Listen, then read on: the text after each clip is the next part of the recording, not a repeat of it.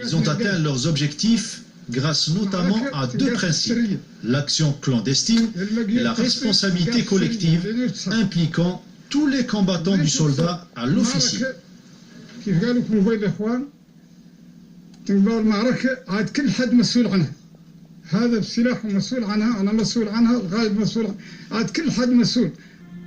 Suite aux pressions internes et au changement de régime, la Mauritanie est contrainte en 1977 à se retirer des territoires qu'elle occupait et à les remettre au Polisario.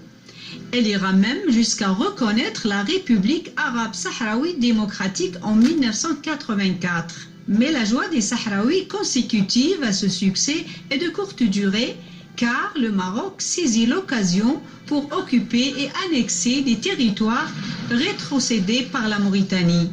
Ainsi, tout le territoire de Sarit al-Hamra et Oued al-Dahab tombait sous la domination totale de la couronne marocaine.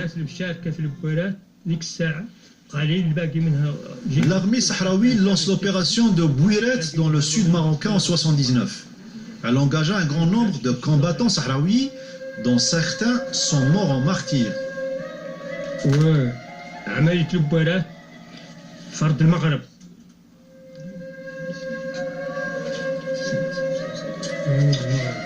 جنوب المغرب 79 كان فيها ياسر من الحبس ما دخل عتاد على كل شكل. Ils ont fait un grand nombre de prisonniers marocains et saisi d'importantes provisions et du matériel militaire. Beaucoup de soldats marocains ont fui à pied, abandonnant leurs véhicules. Quant aux nôtres, ils avaient une foi inébranlable en leur combat pour l'indépendance et leurs droits. بالنسبة للمقاتلين ذيك الساعة مقاتلين ذيك الساعة إيمانهم الوحيد هو تحرير الصحراء والاستقلال. Le Front Polisario intensifia ses attaques contre le royaume et multiplia les incursions sur ses territoires. Les combats étaient quotidiens et obligèrent le Maroc à changer de stratégie à maintes reprises pour tenter de contrôler la situation.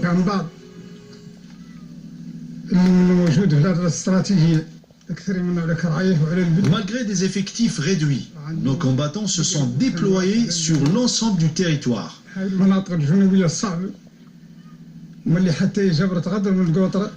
Leur connaissance parfaite du terrain permet d'adapter des stratégies aux spécificités des régions. Par exemple, celle qui était appliquée dans le sud au relief plat différait de celle du nord. زايد طبيعة زايد معرفة الأرض زايد تعاون مع الأرض كيف قالوا في موبايل الضوء عشان ما يقضي وقت الظلمة وقت الغمر قايلة وقت بكري وقت الفجر.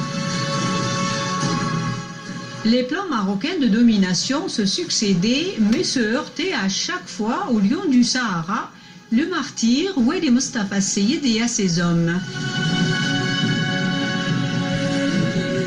Une carte secrète d'armée de l'invasion marocaine qui était utilisée par, surtout il y en a des sortes comme ça, et utilisable par les colonels, chefs des bataillons d'invasion militaire. Les traits rouges, ce qu'on a pensé, c'est les routes principales que le Marocain veut d'occuper. Ça veut dire occuper parce que les défaites subies par les forces royales marocaines le conduisirent à une nouvelle étape, l'édification des murs de sable. Ces barrières racistes divisèrent le Sahara occidental en deux parties.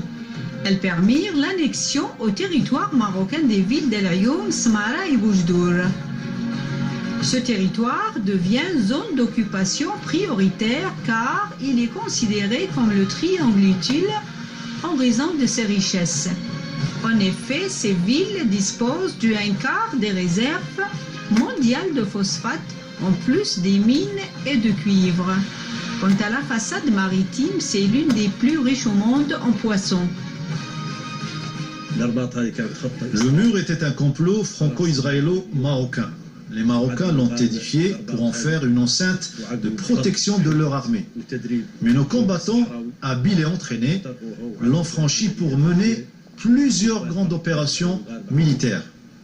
Cela a obligé les Marocains à demander des négociations avec les Sahraouis pour un cessez-le-feu. La construction d'un mur de sable de 2200 km a bénéficié du soutien de plusieurs États. Entamés en 1980, les travaux ont duré 7 années pleines. 7 années suffirent à briser et à disperser des familles sahraouies. Le mur a isolé certaines d'entre elles à l'est, les réduisant à l'état de réfugiés, tandis que d'autres se retrouvèrent piégés sous la botte de l'occupation. Cette politique marocaine visait à anéantir l'unité nationale sahraoui. Ils ont édifié le premier mur, mais sans résultat. Ils ont bâti le second avec l'objectif de détourner les regards du peuple marocain. Et enfin, les 4e et 5e murs pour cacher au peuple marocain les pertes de l'armée marocaine.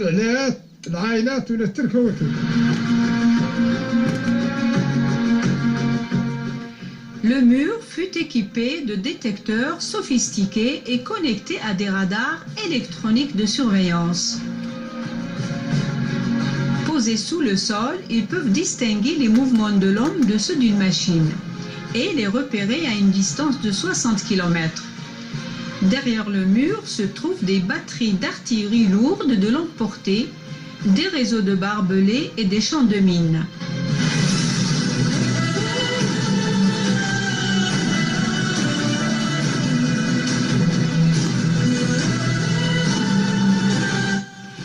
Mais les murs du roi ne sont pas un obstacle infranchissable pour les enfants de Serrit el-Hamra.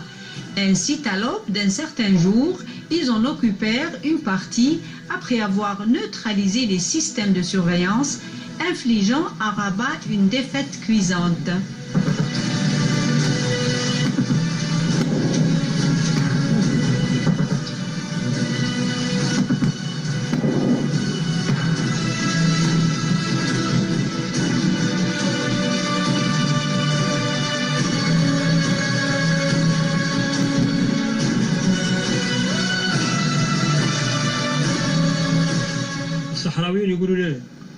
Les combattants sahraouis ont développé une technique appelée l'amiya, consistant à fondre sur l'ennemi avec un effet de surprise totale au moment où il s'attendait le moins. La dette marocaine et les dépenses d'une guerre perdue s'élevaient de jour en jour, finissant par atteindre $1 million américains en un seul jour.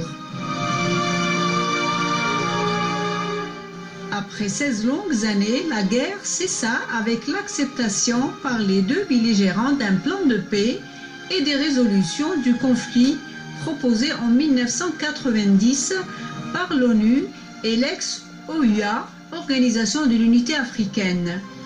Le plan prévoyait un référendum libre et honnête par lequel le peuple sahraoui déciderait de son destin.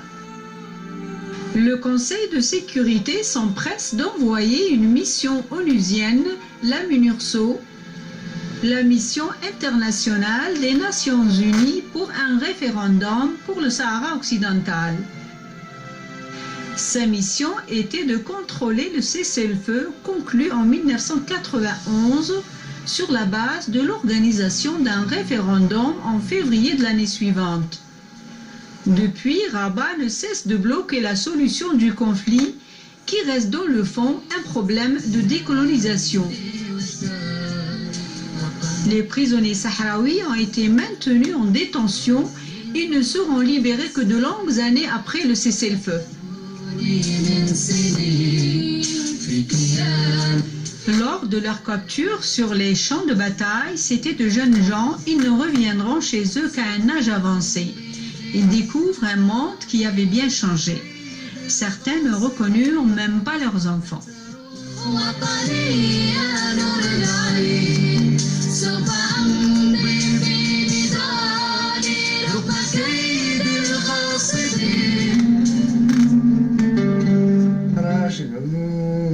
وتكون الجبال كالعهن